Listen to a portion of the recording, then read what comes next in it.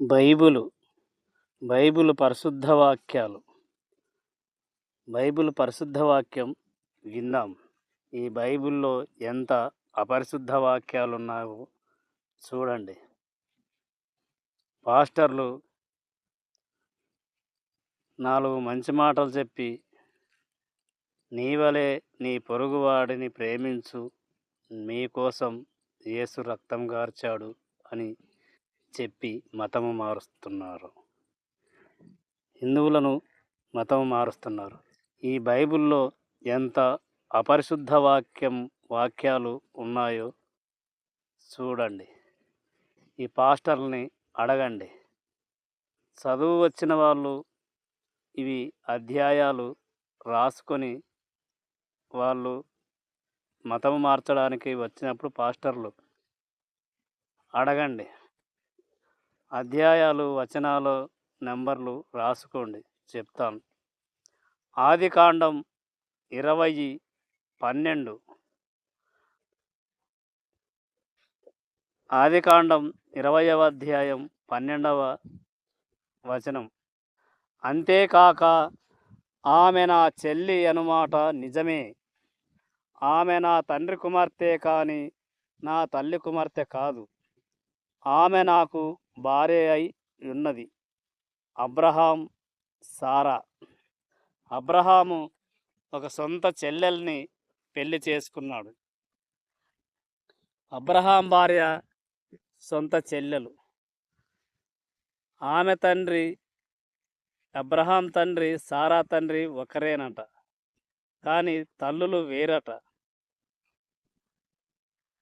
పినతల్లో కూతురు అవుతుంది, లేదా పెద్దమ్మ కూతురు అవుతుంది, కానీ వాళ్ళ నాన్న మాత్రం ఒక్కరేనట. ఆమె నా చెల్లి నిజమే. వివరణ: ఆమె నా చెల్లి నిజమే. ఆమె తల్లి వేరు, నా తల్లి వేరు, కానీ ఇద్దరికి తండ్రి ఒక్కడే. అయినా మేమిద్దరము మొగుడు పెళ్ళాలము అంటున్న అబ్రహాం. అన్నా చెల్లెళ్ళు పెళ్లి చేసుకునే సాంప్రదాయం బైబిల్లో ఉంది. ఈ అన్నా చెల్లెళ్ళు పెళ్లి చేసుకొని సమాజానికి ఈ క్రైస్తవులు, పాస్టర్లు ఏమి మెసేజ్ ఇస్తున్నారు? సమాజం కూడా అన్నా చెల్లెళ్ళు పెళ్లి చేసుకోమని చెప్తున్నారా వీళ్ళు? ఆ బైబిల్లోని అపరిశుద్ధ వాక్యాలు చెప్పకుండా ఏవో 4 మంచి మాటలు చెప్పి హిందువులను మతము మారుస్తున్నారు. ఒక్కసారి హిందువులు మతము మారితే వాళ్లకు, పాస్టర్లకు మంచి ఆదాయం. వాళ్ళు పని చేసుకొని బ్రతకలేక ఊర్ల మీద పడి మతం మారుస్తూ వాళ్ళ దగ్గర దశమ భాగాలు ఇప్పించుకుంటూ బ్రతుకుతారు. ఒక్కసారి మతము మారితే వాళ్ళకి జీవితాంతం దశమ భాగం కడుతూనే ఉండాలి. మీరు మరీ బయటికి వచ్చేకి లేదు. బయటకు వస్తే దేవుడి ఉగ్రత వస్తుంది అంటారు. అన్నా చెల్లెళ్ళు పెళ్లి చేసుకుని సంసారం చేయడం ఏంటి? ఇది దైవ గ్రంథమా? ఇటువంటి దైవ గ్రంథం సమాజానికి అవసరమా? వీళ్ళు సమాజానికి ఏమి చెప్తున్నారు? ఏమి మెసేజ్ చేస్తున్నారు? ఆదికాండం 19:36. లోతు. అలాగున లోతు యొక్క 2 కుమార్తెలు తమ తండ్రి వలన గర్భవతులైరి. అంటే ఒక తండ్రి వలన 2 కుమార్తెలు గర్భవతులయ్యారు. తండ్రి కూతుర్లు సంసారం చేసుకోమని చెప్తున్నారా?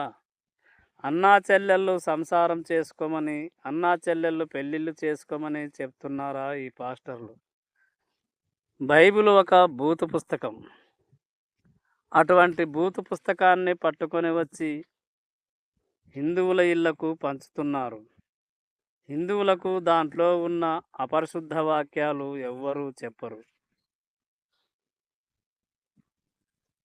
4 మంచి మాటలు చెప్పి, మా దేవుడు మీకోసం, మన కోసం రక్తం కార్చాడు, నిన్ను వలె నీ పొరుగువారిని ప్రేమించుము అని చెప్తారు.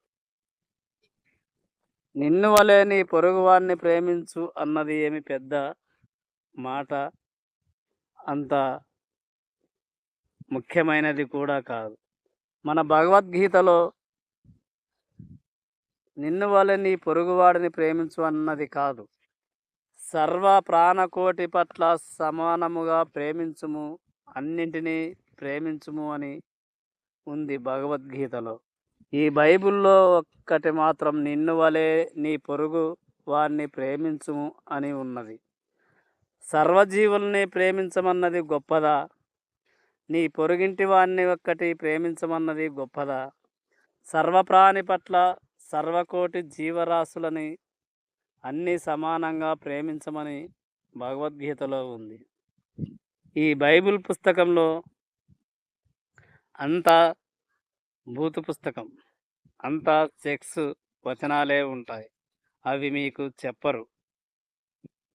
కేవలం మత మార్పు కోసం ఆ 2 మాటలు తప్ప వేరే ఇంకేమీ చెప్పరు. యేసుక్రీస్తు మీకోసం నేను ప్రాణం పెడుతున్నాను, మీకోసం రక్తం కార్చానని బైబిల్లో ఎక్కడా చెప్పలేదు. యేసుక్రీస్తు రాజుపై తిరుగుబాటు చేసినందుకు ఆయనను చంపారు, శిలపై వేసి చంపారు. ఆ దేశం యేసునొక్కన్నే సిలువ వేయలేదు, అక్కడి ఆచారం. యేసు చనిపోయాక కూడా లక్షల మందికి సిలువ వేశారు, వేల మందికి సిలువ వేశారు. అంతకుముందు కూడా అక్కడ ఆచారం ప్రకారం సిలువ వేసి చంపుతున్నారు. యేసు నేనే రాజు అని చెప్పుకున్నాడు కాబట్టి యేసును సిలువ వేశారు, చంపారు. అంతేకాని మన కోసం అంటూ ఎక్కడ యేసు రక్తం కార్చలేదు, యేసు మన కోసం చావలేదు. మీరు దెబ్బలు తింటే యేసు దెబ్బలు తింటాడా? మీ దెబ్బలు వీళ్ళు కావాలని ప్రచారం చేస్తూ హిందువులను మతం మారుస్తూ ఈ సెక్స్ పుస్తకాన్ని తీసుకొని వచ్చి హిందువుల ఇళ్ళకి పంచుతారు. ఈ వీడియో చూసేవాళ్ళు చదువుకున్న వాళ్ళైతే ఇవి రాసుకునండి, వాళ్ళని అడగండి. ఎవరైనా క్రిస్టియన్స్ వాళ్ళని అడగండి, పాస్టర్ని అడగండి. ఆదికాండం 19:36. లోతు యొక్క 2 కూతుర్లు తమ తండ్రి వల్ల గర్భవతులైరి. ఆదికాండం 19:36. దీనిని రాసుకొని అడగండి. ఆదికాండం 20:12. అంతేకాక ఆమె నా చెల్లె అన్నమాట నిజమే, ఆమె నా తండ్రి కుమార్తె కానీ నా తల్లి కుమార్తె కాదు, ఆమె నాకు భార్య అయినది. ఇది ఆదికాండం 20:12. ఇలా ఈ అధ్యాయాలు, వచనాల సంఖ్యలు చెప్పడమైనది రాసుకొని పాస్టర్లను కానీ విశ్వాసులను కానీ మీ దగ్గరకు వచ్చిన వాళ్ళని ప్రశ్నించండి. దానికి సమాధానం ఏమి చెప్తారు వాళ్ళు? లోకానికి ఏమి చెప్పడానికి వస్తున్నారు? యేసు తండ్రి ఎవరు అన్నది వాళ్ళకే తెలియదు. ఇంతవరకు యేసు తండ్రి ఎవరన్నది ఏ పాస్టరు చెప్పలేదు, చెప్పబోడు కూడా.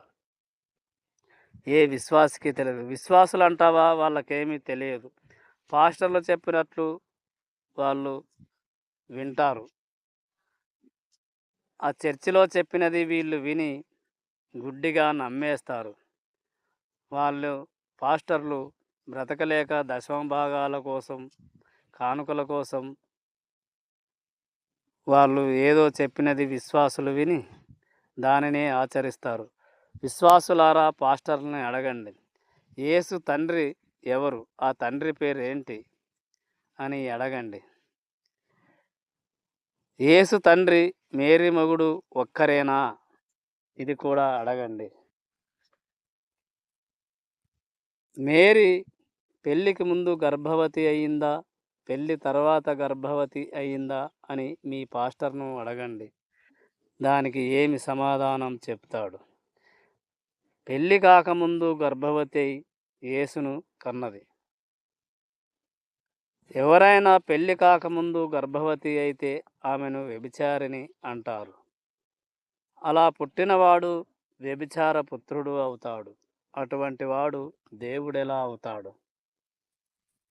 ఇవన్నీ మీ ఇళ్ళ ముందుకు పాస్టర్లు వచ్చినప్పుడు అడిగి ప్రశ్నించండి.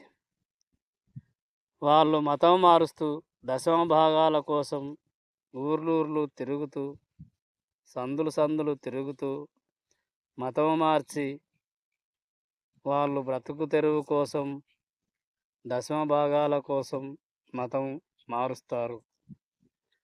ఒక పాస్టర్ బాగుపడినాడు కానీ ఏ విశ్వాసి ఎక్కడా బాగుపడినట్లు లేదు. స్వస్థతలు ఉన్నాయి, దేవుడు శక్తి అది చేస్తాడు ఇది చేస్తాడని చెప్తారు కదా, ఆ రోగం బాగు చేస్తాడు అని చెప్తారు. కిడ్నీ బాగైంది, లివర్ బాగైంది, నడుము నొప్పి పోయింది, అది పోయింది ఇది పోయింది అని చెప్తారు కదా. ఎక్కడైనా కానీ ఏ పాస్టర్ అయినా కానీ ఏ విశ్వాస అయినా కానీ ఒక కాలు తెగిపోయిన వాడికి కరెంటు షాక్ కొట్టి కాలు పోయిన వాడికి కానీ ఏదో రూపకంగా కాలు తెగిపోయిన వాడికి కానీ కొత్త కాలు మొలిచినట్లు ఎక్కడైనా ఉందా? ఏ పాస్టర్ అయినా మొలిపించాడా? ఈ విశ్వాసులు గుడ్డిగా వాళ్ళు చెప్పినది ఏదో విని వాళ్ళు చెప్పే అబద్ధపు సాక్ష్యాలు నమ్మి వాళ్ళు డబ్బులిచ్చి సాక్ష్యాలు చెప్పిస్తారు పాస్టర్లు చర్చిల్లో. వీళ్ళు అది నిజమనుకొని నమ్మి మోసపోతారు. వాళ్లకు దశమ భాగాలిచ్చి జీవితాంతము ఆ పాస్టర్ని సాకుతారు. పాస్టరు 10 సంవత్సరాల కిందట మీ ఊరికి వచ్చినప్పుడు ఎలా ఉన్నాడు, ఇప్పుడు ఎలా ఉన్నాడు? ఆ 10 సంవత్సరాల నుంచి మీరెలా ఉన్నారు, అంతకుముందు ఇప్పుడు ఎలా ఉన్నారు? ఒకసారి ఆలోచించుకోండి. పాస్టరు ఒక మంచి కారు తెచ్చుకుంటాడు. ఇప్పుడు 10 సంవత్సరాల క్రితం సైకిల్ మీద వచ్చేవాడు ఇప్పుడు కారు మీద తిరుగుతాడు. ఒక మంచి ఇల్లు కట్టుకుంటాడు. వాళ్ళ పిల్లలు మంచి స్కూళ్ళల్లో చదువుతుంటారు, విదేశాల్లో చదువుతుంటారు. ఒక పాస్టర్ బాగుపడతాడు కానీ విశ్వాసులు ఎక్కడా బాగుపడినట్లు లేదు. విశ్వాసులు కేవలం పాస్టర్లను సాకడానికి తప్ప వేరేదానికి ఏమీ పని చెయ్యరు. ఆ పాస్టర్ బతకలేక విశ్వాసులకు లేనిపోనివి చెప్పి కళ్ళబొల్లి మాటలు చెప్పి విశ్వాసులను ఎక్కడా పోకుండా చేసి మీరు ఒక్కసారి దాంట్లోకి పోయిన తర్వాత గడ్డకపోవడానికి లేదు. గడ్డకపోతే మీ మీదకి దేవుడి ఉగ్రత వస్తుంది, అది వస్తుంది ఇది వస్తుందని భయం చెప్తారు. అలాంటి దేవుడు మీకు అవసరమా? పాస్టర్ని అడగండి, అడిగి ప్రశ్నించండి. మీరు పాస్టర్ని అడిగితే మీకు చెప్పేది వాళ్ళు ఒకటే, ఇవన్నీ అడిగితే మీకు సైతాన్ పట్టిందని చెప్తారు. అంతకు మించి ఏమీ చెప్పలేరు. కావాలంటే అడిగి చూడండి క్రైస్తవులు. జై శ్రీరామ్.